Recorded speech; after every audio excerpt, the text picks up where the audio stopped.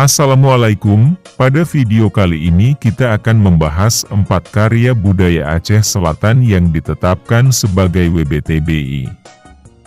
Namun, sebelum itu kami ingatkan kembali, sebelum nonton klik tombol subscribe dan loncengnya dulu. 4 karya budaya Aceh Selatan ditetapkan sebagai warisan budaya tak benda Indonesia atau WBTBI.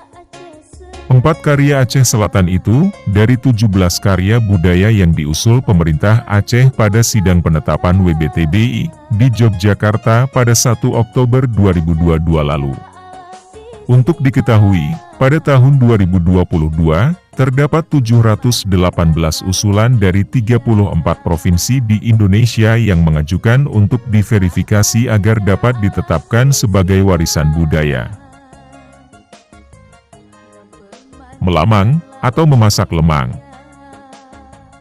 Lemang, merupakan salah satu makanan tradisional khas Aceh yang lebih sering muncul pada momen Ramadan.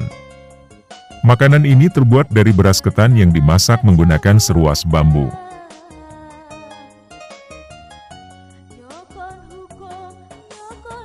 Maudayang, atau tradisi mengambil madu lebah buloh sema. Dikutip dari sebuah jurnal sejarah dan nilai budaya, Madu Lebah Buloh Sema, Kecamatan Trumon Aceh Selatan itu, dari hasil penelitian, bahwa madu terbaik di Aceh.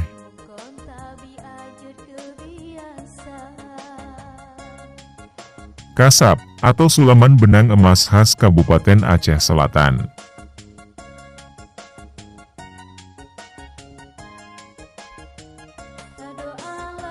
Rumah Runko, atau rumah adat suku Klut.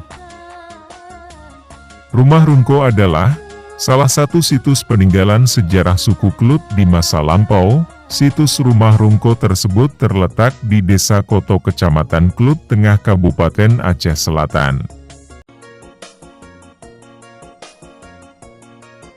Itulah 4 karya budaya Aceh Selatan yang ditetapkan sebagai warisan budaya tak benda Indonesia tahun 2022. Mari kita jaga karya budaya-budaya kita, agar anak-anak cucu kita kelak tidak hanya mendengar namanya semata.